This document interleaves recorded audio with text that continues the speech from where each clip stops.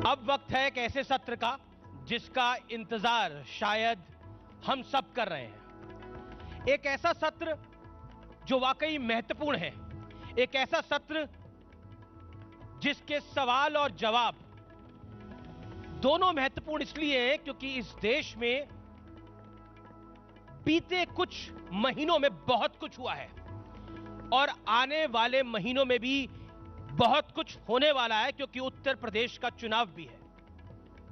और हमारे साथ कुछ ही मिनटों में होंगे आईएनबी मिनिस्टर अनुराग ठाकुर। मैं उनका अभिनंदन करना चाहता हूं। हमारे बीच है केंद्रीय सूचना और प्रसारण मंत्री, खेल और युवा मामलों के मंत्री अनुराग ठाकुर। जोरदार तालियों से स्वागत करिए अनुराग ठाकुर का। भारतीय जनता युवा मोर्चा के राष्ट्रीय अध्यक्ष रहे, भारतीय जनता पार्टी के लगातार सांसद रहे लोकसभा से, हमीरपुर हिमाचल प्रदेश से। आपका स्वागत है अनुराग जी। अनुराग ठाकुर केंद्रीय मंत्री तो है ही, साथ में अपनी फिटनेस के लिए भी जाने जाते हैं। नमस्कार अनुराग जी।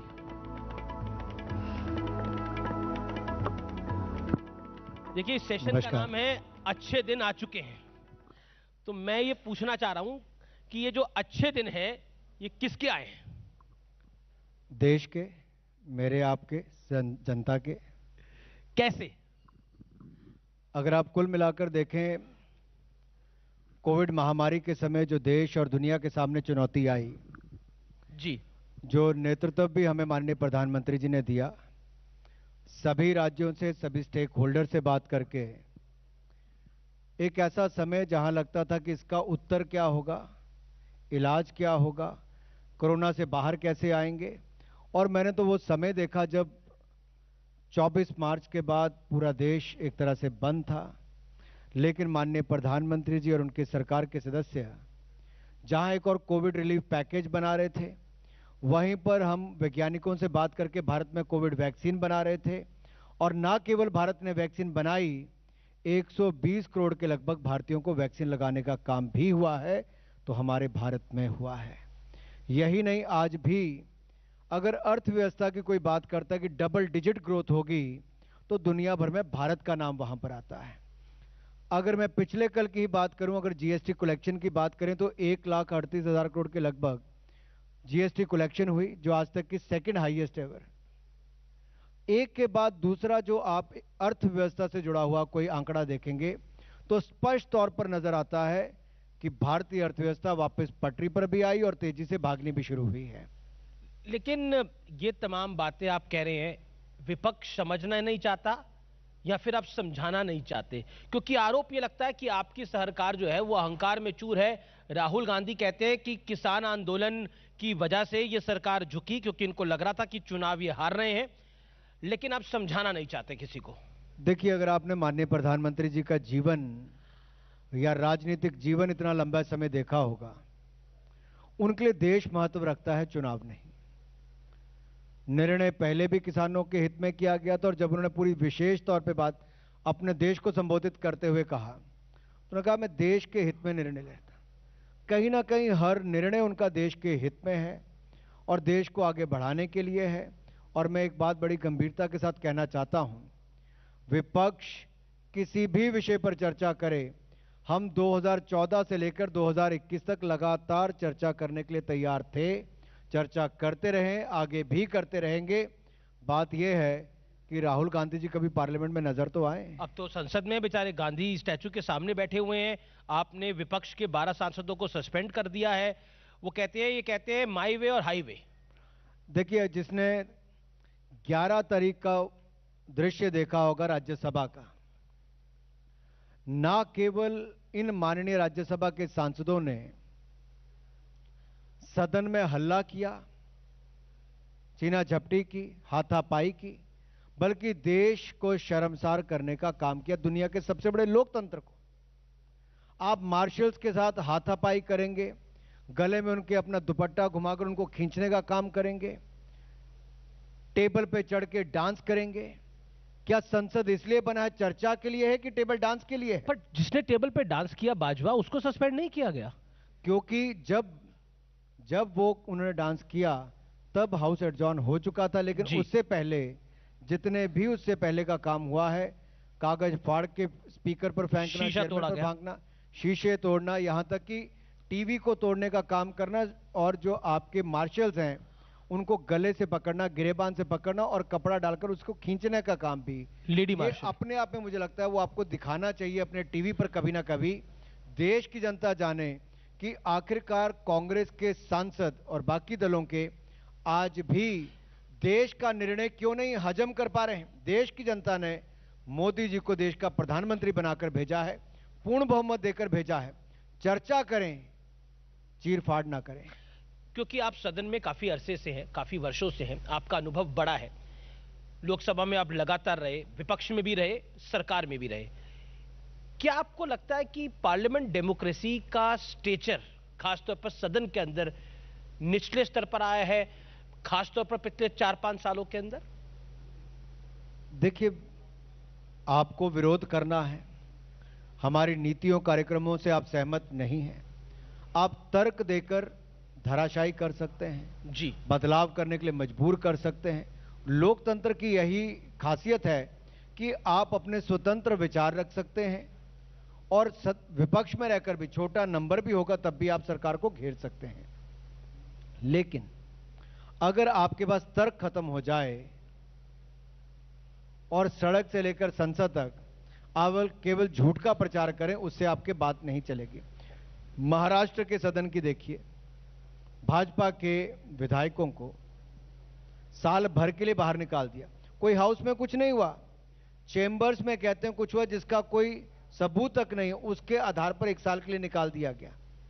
लेकिन जिन लोगों ने राज्यसभा में सदन को शर्मसार करने का काम किया देश को, जब उनके खिलाफ कार्रवाई हुई तो अब भी सदन नहीं चलने देते हैं। अब क्योंकि सदन की बात हो रही है तो शशि थरूर ने एक ट्वीट किया था महिला सांसदों के साथ एक सेल्फी, जिसमें उन्होंने संसद को आकर्षक जगह कहा था। कौन कहता है कि पार्लियामेंट इज नॉट अट्रैक्टिव? हालांकि उन्होंने बाद में माफी भी मांग ली। आपका क्या कहना है इस पर बतौर मंत्री? देखिए, आपके कुलीग्स, आपके सहयोगी सांसद, उनका आपको उतना ही मान सम्मान करना चाहिए। और पार्लियामेंट जहां पर प्रधानमंत्री जी पहले दिन आते हैं तो शीश झुकाकर वंदन करके, नमन करके आते हैं, और आप वहीं पर सदन और उसके सदस्यों के बारे में जो भी ट्वीट किया मैं नहीं जाना चाहता, लेकिन मैं ये जरूर बताना चाहता हूं कि कांग्रेस के लिए प्राथमिकता क्या है। जी। काश यही समय चर्चा पे लगाया होता, संवाद पे लगा होता तो कुछ और बात होती, लेकिन ध्यान शायद कहीं और है।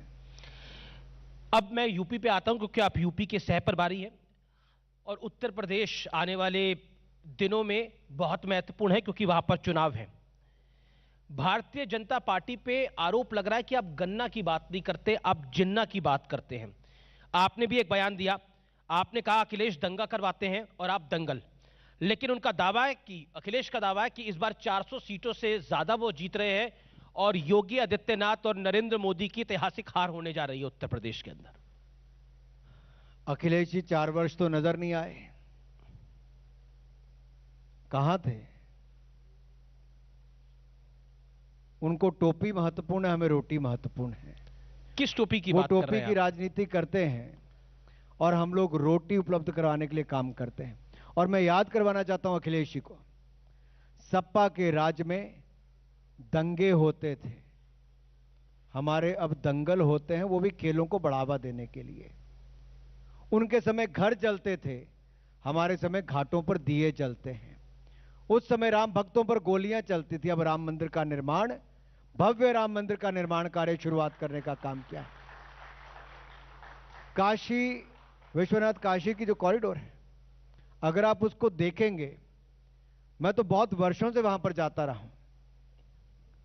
शायद ही अमीर जी मैंने और आपने अपने कभी जीवन में ये किया होगा। मैं 1991 में पहली बार फैजाबाद गया, 93-94 में दूसरी बार गया, और अब जब जाता हूं अयोध्या या फिर काशी, तो देखने में लगता है कि सही मायने में शायद इसी पल का इंतजार ना केवल उत्तर प्रदेश को बल्कि देश की जनता को था, और वो जी। हमने करके दिया है। टोपी से बहुत दिक्कत है भारतीय जनता पार्टी वालों को, योगी जी को भी दिक्कत है, अनुराग जी को भी दिक्कत है, टोपी से बहुत दिक्कत है, ऐसा क्यों? टोपी देखिए, पसंद नहीं है। टोपी से भी थोड़ा आगे बढ़ जाते हैं। मैंने तो कहा उनको टोपी महत्वपूर्ण है, में रोटी महत्वपूर्ण है। हम गरीब के लिए काम करते, उनके समय जब दंगे होते थे तब ईज ऑफ डूइंग बिजनेस का भी स्थान उत्तर प्रदेश का 14वें या 17वें नंबर पर था। अब सुरक्षा का वातावरण बना है तो Uttar Pradesh ease of doing business में भी दूसरे नंबर पर है और अर्थव्यवस्था में भी उत्तर प्रदेश दूसरे नंबर पर आकर खड़ा हुआ है। इसका मतलब सुरक्षित उत्तर प्रदेश, संपन्न और समृद्ध उत्तर प्रदेश। सुरक्षा ही कहीं ना कहीं आपको उस मुकाम तक लेकर जाती है। व्यापारी पहले गोली खाते थे, अब गोली मारने वाले, उनको चिंता होती है मुख्तार अंसारी हो या अतीक अहमद हो, ये बड़े बड़े जो लोग थे जो अपनी बंदूकों के काफिले को लेकर चलते थे, उनके खिलाफ भी कड़ी कार्रवाई करने का दम रखा तो योगी आदित्यनाथ ने रखा है। आप और यही नहीं, मेरा एक अगला ऐसे 25 माफियों के खिलाफ, लेकिन अनुराग ऐसे जी, 25 माफियों के 11 अरब की संपत्ति भी जब्त की, 22,000 से ज्यादा ऐसे लोगों के खिलाफ कार्रवाई की। और दंगइयों को मैं इसलिए कहना चाहता हूं कि करेना का आप याद कीजिए जी, पलायन वहां से करने पर मजबूर करना पड़ता था। मैं वही कह रहा हूं, आप रोटी की बात कर रहे हैं लेकिन आप कैराना की भी बात करते हैं। अमित शाह ने भी जाके, गृह मंत्री जी ने भी कैराना की बात करी, योगी आदित्यनाथ जिन्ना की बात करते हैं, डिप्टी सीएम केशव मौर्य कहते हैं देखिए काशी में भव्य मंदिर बन रहा है, रामलला का भव्य मंदिर बन रहा है, अब मथुरा की बारी है। फिर जवाब में सपा के सांसद शफीकुर रहमान बर्क अगर कहते हैं कि मुसलमानों को डराने की कोशिश हो रही है, किसानों की तरह मुसलमान को भी सड़क पे उत्तर प्रदेश में निकल के आना पड़ेगा अगर इसी तरह का ये खेल चलेगा तो फिर आप पे आरोप लगता है कि आप पोलराइज कर रहे हैं। देखिए, पहली बात मैं कहूं कि मोदी सरकार या योगी सरकार जी, सबका साथ, सबका विकास, सबका विश्वास, पर ये बयान, और सबका प्रयास, इसके साथ ही आगे बढ़ी है। आप पिछले 7 वर्ष के उदाहरण उठाकर देखिए, उज्ज्वला गैस योजना हो, प्रधानमंत्री आवास योजना हो, रसोई गैस का सिलेंडर हो, शौचालय की बात हो, जनधन खाते हो, सबसे ज्यादा लाभ किसी को मिला है तो मेरे मुसलमान भाई और बहनों को मिला है। कांग्रेस इनके नाम पर राजनीति करती रही है। हमने कभी ये नहीं कहा कि इसको मत दो, उसको दो, इसको दो, उसको मत दो। हमने सबके लिए योजना लेकर आए। और मोदी सरकार जब गुजरात में थी तब भी, केंद्र में है तब भी, और योगी सरकार ने इस केंद्र की योजनाओं को धरातल पर लागू किया है। अखिलेश जी की सरकार थी तब ये केंद्र की योजनाओं को धरातल पर लागू करने में पीछे रह जाती थी। मैं बयानबाजी की बात कर रहा हूं। बयानबाजी जो होती है, जो स्टेटमेंट होती है, दैट पोलराइज। क्या आपको लगता नहीं है केशव मौर्य की जो स्टेटमेंट थी ये एक पोलराइजिंग स्टेटमेंट है, जिसके अंदर रैंडमली उन्होंने सुबह ट्वीट कर दिया और कहा कि देखिए रामलला का भव्य मंदिर बन रहा है अयोध्या में, काशी में भी भव्य मंदिर बन रहा है, अब मथुरा की बारी है। तो ये चिढ़ाने की कोशिश है, ये सपा सांसद का आरोप है। सबसे बड़ा दुर्भाग्य तो ये है जी कि अमीश जी, आप जैसे मेरे मित्रों को ये नजर नहीं आता कि अखिलेश यादव जी हो, बहन मायावती जी हो, या फिर राहुल जी तो अब नजर नहीं आते, शायद प्रियंका जी यूपी जा रही हैं, जी जी, वो कहीं कहीं नजर आती हैं। तो ये सब लोग प्रयास करते हैं कि मुस्लिम वोट के लिए उस तरह से करें, तुष्टिकरण की राजनीति करने का काम करते हैं। हमने वो नहीं किया है। हम तो सबका साथ, सबका विकास की ही बात कर रहे हैं। कहां पे रोक लगाई है? किसी एक योजना में आप ये नहीं कह सकते कि हमने इस व्यक्ति के लिए किया है। बहुत सारी सरकारों का मैं आपको देश में उदाहरण बता सकता हूं जहां पर महीने के पैसे भी वो इमाम को देते हैं, किसी और को देते हैं, उस तरह से योजनाएं लेकर आते हैं। हम वो काम नहीं करते हैं। हमारा काम है विकास करवाना, विकास करवाना और विकास करवाना।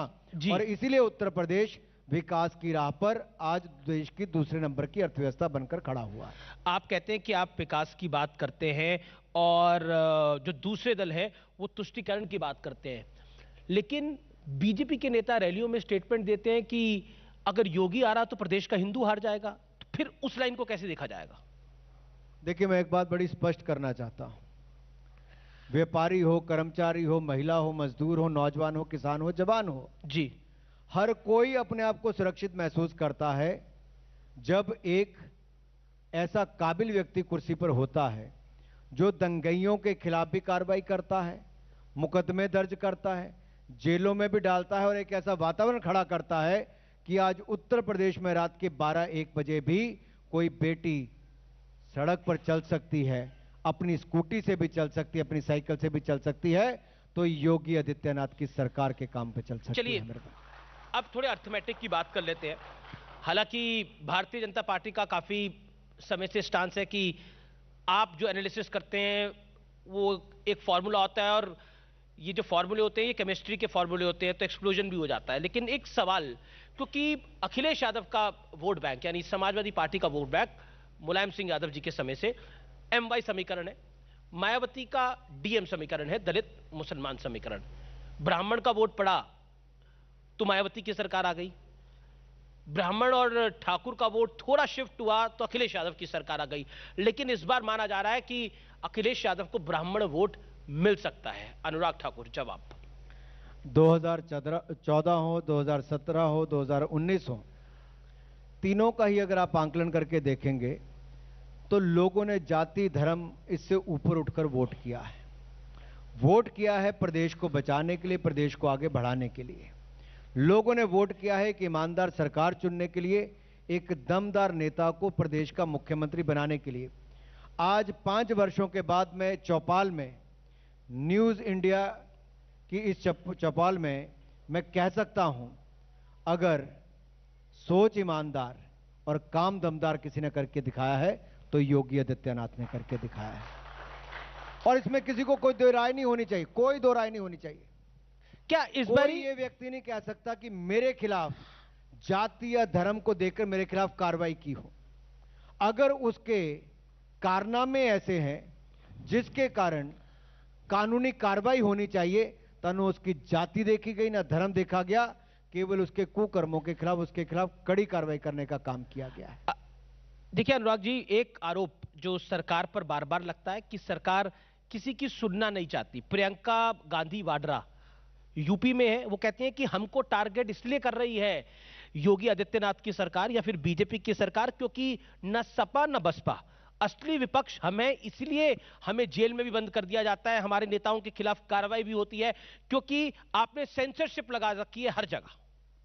देखिए, देश में कानून है, किसी को लगता है किसी ने अन्याय किया तो कोर्ट जाएं, कोर्ट उसमें कार्रवाई करेगा। लेकिन अगर आप समाज को तोड़ने का काम करते तो वहां पर भी कानूनी कार्रवाई की जाती है। यह अधिकार नहीं है विपक्ष में कि आप समाज को तोड़ेंगे, प्रदेश में ऐसा वातावरण करेंगे कि जैसे अखिलेश जी की सरकार में 300 दंगे हुए, हर तीसरे दिन दंगा होता था। हम वैसा वातावरण उत्तर प्रदेश में नहीं चाहते हैं, इसीलिए कठोर कार्रवाई भी की। असली विपक्ष किसको मानते हैं, अखिलेश यादव को या फिर प्रियंका गांधी वाड्रा कह रही है वो विपक्ष है असली? देखिए, हमारे लिए तो जितने विपक्षी दल है सारे विपक्ष हैं, अब भी विपक्ष हैं, और 2022 के यूपी चुनाव के बाद भी वो विपक्ष में ही रहने वाले। मुकाबला किससे है, अखिलेश से या प्रियंका वाड्रा से या मायावती से? तय करना है जी, ये जनता को तय करना है कि किसको विपक्ष में लाकर बिठाना है, किसको सत्ता पक्ष में लाकर बिठाना है। लेकिन इतना मैं जरूर कहूंगा, अखिलेश जी की सरकार थी या बहन मायावती जी की सरकार थी, दोनों ही सरकारों में बिजली की तारें कपड़ा सुखाने के लिए इस्तेमाल होती थी, बिजली नहीं आती थी। योगी सरकार आई है तो बिजली आने का काम भी हुआ है, 24 घंटे बिजली देने का काम भी किया है, और लोग बदलाव देख रहे हैं। किसानों की आपने बात की, क्योंकि चौपाल पे बैठा हूं, गन्ना किसान प्रदर्शन कर नहीं थकते थे, हमारी सरकार में नहीं हुआ, क्योंकि हमने पेमेंट की गन्ना किसानों की, और समय समय पर दाम बढ़ाने का काम भी और पेमेंट करने का काम किया, तो योगी सरकार। अच्छा, एक सवाल ये कि पिछली बार यूपी के 2 लड़के थे, राहुल गांधी और अखिलेश यादव। इस बार यूपी के एक और लड़का आ गया है, राहुल गांधी हालांकि साथ नहीं है अखिलेश के, वो है जयंत चौधरी। वेस्टर्न यूपी में आपको झटका लग सकता है, और किसान आंदोलन में आपने कानून तो वापसी कर लिया लेकिन वो मान नहीं रहे हैं, क्या कहते हैं आप? मुझे दुख इस बात का भी है अमीश जी, मैं आपके ही चैनल पर कहना चाहता हूं, एक चैनल ने पिछले 6 महीने में, 10 महीने में, साल भर में यह नहीं दिखाया कि ये जो लोग विरोध करते हैं राजनीतिक दल के, कभी किसी ने दिग्विजय जी की सरकार का खाता निकालकर देखा कि इनकी सरकार में किसानों के खिलाफ गोली चलाकर कितने किसानों की मृत्यु हुई थी? निकाला किसी ने? किसी एक चैनल ने आपको दिखाया? शरद पवार जी की सरकार में कैसे गोलियां चली थी किसानों के ऊपर, चलाया किसी ने? दिखाया? कांग्रेस की सरकार के समय कैसे गोलियां चली, कैसे किसान मारे गए? मैं पूरे हक और जिम्मेदारी के साथ आज चौपाल पर कहता हूं, आंदोलन तो आपकी सरकार में हुआ ना? मोदी सरकार में एक भी किसान के ऊपर ना गोली चली है, ना किसी किसान की मृत्यु हुई है उसके कारण। ये हम जोर शोर से कहना पर चाहते हैं। आंदोलन तो आपकी सरकार में इतना बड़ा आंदोलन हो गया, आपको आप दबाव में आ गए, आपको कानून वापस करने पड़ गए। देखिए बात यह है, लोकतंत्र में हर किसी को अपनी बात रखने का हक है, लेकिन मान तब भी नहीं रहे और ना। उनको तब भी अपना जो भी उनको विरोध करना था वो करने का हक है। सरकार का काम है चर्चा करके उसके ऊपर निर्णय करना। हमने 11 राउंड चर्चा की किसान नेताओं के साथ, सबको बुलाया, खुले मन के साथ बात रखी, समझाने का प्रयास किया, नहीं समझे जी। तो हमने देश हित में निर्णय किया है। पर सरकार ने अपनी भूमिका किसानों के हित में अच्छे कानून लाने की। पूरे देश भर के किसान उससे खुश थे। अगर एक राज्य में या 1.5 राज्य में आप कह लें कि कुछ किसानों को दिक्कत थी, तो फिर तो सीए वालों तो को लगेगा कि हम भी शाहीन बाग जाम कर लेंगे, हम सीए भी वापस हो जाना चाहिए। 370 में महबूबा मुफ्ती और फारूक अब्दुल्ला, उमर अब्दुल्ला सड़कें दिल्ली की जाम कर देंगे, उनको लगेगा 370 भी वापस हो जानी चाहिए। क्या करिएगा? ऐसा होता नहीं है और ऐसा होगा भी नहीं। 370-35 से सदा सदा के लिए जम्मू कश्मीर से जा चुका है। जम्मू कश्मीर भारत का अभिन्न अंग है और रहेगा, इस बात का मैं आपको विश्वास दिलाना चाहता हूं। और ये भी कहना चाहता हूं, ये जो छटपटाहट आपको अभी देखने को मिलती है कि कोई बीच बीच में एक घटना होती कि किसी को कोने में ले जाके मार देते हैं, पीछे चिपके मारते हैं, ये बौखलाहट है उन लोगों की जो जम्मू कश्मीर में शांति को नहीं देख पा रहे, जो जम्मू कश्मीर का विकास होता हुआ नहीं देख पा रहे, जो ये नहीं देख पा रहे कि आखिरकार जम्मू कश्मीर के लोगों ने स्वागत किया है एक तरह से कि यहां पर 370-35 से जाने के बाद यहां पे बल मिला। कश्मीर की बात करते हैं, मैं आपको फ्लैशबैक में लेके चलना चाहता हूं। आप युवा मोर्चा के राष्ट्रीय अध्यक्ष थे और आपने तिरंगा यात्रा निकाली थी जिसमें स्वर्गीय अरुण जेटली जी और स्वर्गीय सुषमा जी भी शामिल हुए थे, आई स्टिल रिमेंबर। और वहां पर एक नारा लगता था, जहां हुए कुर्बान मुखर्जी वो कश्मीर हमारा है, जो कश्मीर हमारा है वो सारे का सारा है। तो 370 हट गया क्या? इसके आगे एक और भी था जी, दूध मांगोगे तो खीर देंगे, कश्मीर मांगोगे तो चीर देंगे। नहीं पर तो ये भी आता था, और इसलिए आता था अमीश जी, ये क्यों हुआ? तो पीओके पे मेरा सवाल है। 2010 में मैं सांसद भी था जी। कश्मीर में पथराव की घटनाएं थी, 2500 के लगभग सैनिक घायल हो गए। संसद में कोई चर्चा ही नहीं होती थी, बोलने नहीं दिया जाता था। मैंने सभी सांसदों से बात की कि हमारे सैनिक घायल हो रहे हैं, हमारे लोग मर रहे हैं जी, आखिरकार क्यों? और यूपीए की सरकार कश्मीर को ज्यादा स्वायत्तता देने की बात करती थी जी। एएफएसपीए को वापस, armed forces special protection act, इसको वापस करने की बात करती थी। हमारे फौजियों के ऊपर, सेना के ऊपर मुकदमे करने की बात होती थी। मैंने उसके खिलाफ प्रदर्शन किया। पहले इंडिया फर्स्ट प्रोग्राम चलाया पूरे देश भर में, फिर कलकत्ता से कश्मीर की यात्रा की, डॉक्टर श्यामा प्रसाद मुखर्जी के जन्मस्थली से उनकी बलिदान स्थली लाल चौक पे जगह हमने तिरंगा फहराना था। तो उससे पहले फारूक अब्दुल्ला जी के बेटे उमर अब्दुल्ला जी की सरकार में वहां पर पूरा रोक लगा दी गई, अंदर घुसने नहीं दिया गया। लेकिन हम तब भी गए, हमारे युवाओं ने तिरंगा भी फहराया, और जो हमने संकल्प तब लिया था मोदी सरकार में कर दिखाया 2019 में। 370-35 से सदा सदा के लिए बाहर कर दिया गया है। पीओके पर आपका क्या कहना है? पीओके पर आपका क्या कहना है? पीओके पर, पाक ऑक्युपाइड कश्मीर पर केवल अनुराग ठाकुर या अमीश देवगन जी का नहीं, पूरे देश का भी मानना है, और पार्लियामेंट के दोनों हाउसेज ने ये यूनानिमसली रेजोल्यूशन पास किया है कि पाक ऑक्युपाइड कश्मीर भारत का ही हिस्सा है और भारत का हिस्सा ही पूरा बनकर रहेगा। जी, क्योंकि बिल्कुल आखिरी क्षण है और मैं ये बड़ा और उस पर नाजायज कब्जा पाकिस्तान ने किया हुआ है। भारत और पाकिस्तान का एक क्रिकेट मैच हुआ जिसमें ग्राउंड पे नमाज पढ़ी गई और उसके बाद वहां के मंत्री ने बोला ये इस्लाम की जीत है। आप खेल मंत्री भी हैं, क्या कहना चाहते हैं इस विषय पर? दुर्भाग्यपूर्ण है, क्योंकि खेल, अगर मैं अपने देश में देखता हूं, जब मैं खुद भी खेलता था या बीसीसीआई का अध्यक्ष रहा, हम कभी ये नहीं देखते किस जाति धर्म से किसको सिलेक्ट किया गया जी। और जब टीम में भी 15 खिलाड़ी आते हैं, वो कभी ये नहीं देखते कि वो किस जाति धर्म किस इलाके से आया है। पर हिंदुस्तान में भी पटाखे चले कई जगह। वो सब एक टीम के रूप में खेलते हैं जी। और कुछ लोग अगर देश में इसको धर्म के नाम पर बांटने की बात करते हैं, पाकिस्तान का समर्थन करते हैं, तो उनके खिलाफ कड़ी कार्रवाई हुई है और आगे भी होनी चाहिए। ये मानसिकता यहां पर नहीं पनपनी चाहिए। यूपी पर मेरा एक आपसे सवाल रहेगा, आरएलडी और अखिलेश का अलायंस कितना खतरनाक है आप लोगों के लिए? 2017-2019 दो चुनाव ऐसे हुए जी जब महागठबंधन बना। हर राजनीतिक दल उत्तर प्रदेश से लेकर देश भर में बहुत सारे स्थानों पर सभी पार्टियां इकट्ठी हो गई मोदी जी को रोकने के लिए। जब सारी पर यहां तो कहते हैं जाट मुसलमान एक हो जाएगा तो साफ हो जाएगी भाजपा। जब जब सारे इकट्ठे होकर नहीं रोक पाए जी तो पिछली बार भी मुलायम जी कहते थे, मुलायम जी की भाषा है जी, अखिलेश जी कहते थे कि यूपी के दो लौंडे, जब वो तब नहीं रोक पाए तो अब दो और क्या रोक पाएंगे? क्योंकि काम किया है हम लोगों ने। मैं इसलिए कहना चाहता हूं काम किया है, किसी का किसी के साथ आने से फर्क नहीं पड़ता। क्या आप कहते हो जाट मुसलमान? नहीं पर फर्क आपको पड़ता ऐसा है। मैं क्यों इतिहास में आपको अगर लेके जाऊं, नारा था मिले मुलायम काशी राम, हवा में उड़ गए जय श्री राम। याद होगा आपको उस चुनाव के अंदर जब मुलायम सिंह यादव और काशी राम का गठबंधन हुआ था। तो इंपैक्ट तो पड़ता है और बीजेपी भी समझ रही है इस बात को। मैं आपको बड़ा स्पष्ट कर दूं, जी आप पश्चिम उत्तर प्रदेश के पिछली बार भी आप लोगों ने कहा था जी कि पहले चरण में चुनाव हो रहा है, बीजेपी को हार होगी, ये होगा वो होगा।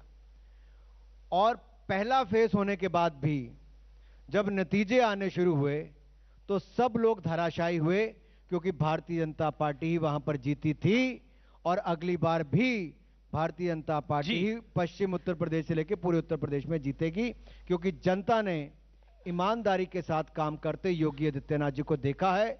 और मोदी जी ने जिस तरह से उत्तर प्रदेश का विकास किया, जी, एक के बाद दूसरा एयरपोर्ट बनाना, जी एक सर, के बाद दूसरा सुपर हाईवे बनाना, गरीबों को पक्के मकान, शौचालय से बिजली से लेकर अन्य योजना के माध्यम से 15 महीनों तक मुफ्त में गेहूं चावल देने का काम किया, तो मोदी और योगी सरकार ने किया है। एक सवाल मैं जरूर पूछूंगा आपसे, क्योंकि आप आईएनबी मिनिस्टर है। एक आप लोगों पे आरोप लगता है आप सेंसरशिप बड़ी लगा देते हैं, दूसरा आप पे आरोप लगाता है विपक्ष, दूसरा टीआरपी कब आ रही है? पहली बात तो सेंसरशिप, आप देखिए 4 महीने तो मुझे मंत्री बने हो गए, जी जी, कोई एक चैनल नहीं कह सकता कि कभी किसी को मेरा फोन भी गया हो। रोकना तो दूर की बात है, विपक्ष पर बड़ा आरोप लगाता है। देखिए विपक्ष ने जो स्वयं इमरजेंसी का काल लाया हो, जी, जिनके समय इमरजेंसी आई हो, मीडिया की स्वतंत्रता को खत्म कर दिया गया हो, वो ऐसा ही सोचेंगे जी, और जिनके समय 84 के दंगे हुए हो वो ऐसा ही सोचेंगे। लेकिन मैं बड़ी गंभीरता और ईमानदारी के साथ कहना चाहता हूं, 2014 से 21 का कालखंड में एक भी उदाहरण ऐसा नहीं होगा जहां मीडिया को कहीं रोकने की बात की हो, क्योंकि हम स्वयं कहते रहे हैं कि इस देश में फ्री स्पीच, इसके हम पक्षधर रहे हैं वर्षों वर्षों तक। तो इमरजेंसी के खिलाफ हमने लड़ाई लड़ी है। मैं तो छोटा सा था, 1 साल का था, लेकिन हमारी पार्टी के जितने बड़े नेता हैं सबने उसके खिलाफ लड़ाई लड़ी। टीआरपी पर क्या कहना चाहते हैं आप? टीआरपी के ऊपर मुझे लगता है आपकी इंडस्ट्री के लोगों ने ही बड़ी देखा कि जनरल एंटरटेनमेंट चैनल जो है उनकी टीआरपी तो आती है अभी भी। जी, मैं न्यूज चैनल्स की बात बार्क रेटिंग की आप जी बात जी करें, जी, न्यूज चैनल के बारे में जो हुआ वो आप सबके सामने है। आप सब ने, आपकी ही जो बॉडी बनी है उसमें सीईओ भी आपने चेंज किया, एक बार नहीं दूसरी बार चेंज कर दिया।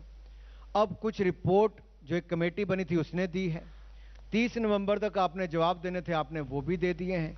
अब हमारा प्रयास इसमें है कि जल्द से जल्द उसकी जो रिकमेंडेशन है उनको लागू करके आपकी मंथली बार्क रेटिंग्स जल्दी आनी शुरू हो जाएं जी, ताकि उससे चैनल वालों को राहत भी मिल सके और देश को भी पता चल सके। बहुत बहुत शुक्रिया आपका हमारे साथ जुड़ने के लिए। लेकिन आप खेल मंत्री भी हैं, तो सोशल मीडिया पे जब मैंने लिखा कि मैं अनुराग ठाकुर के साथ आज एक साक्षात्कार करने जा रहा हूं, तो उन्होंने बोला कि अनुराग जी तो खेलते भी बहुत अच्छा है। तो अब हमारे पास ना वॉलीबॉल है ना बास्केटबॉल है, तो कभी और किसी दिन आपसे उस पर भी बात करेंगे।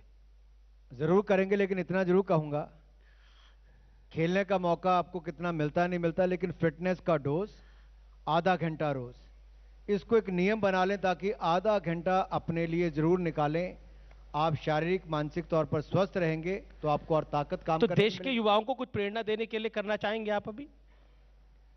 वो रोज करना होता, आज का आधा घंटा पूरा हो गया। जी, चलिए बहुत बहुत शुक्रिया आपका हमारे साथ जुड़ने के लिए। थैंक यू, बहुत बहुत धन्यवाद अमीश जी। एक बार फिर से आप सभी का बहुत बहुत शुक्रिया। अनुराग जी आपका भी शुक्रिया।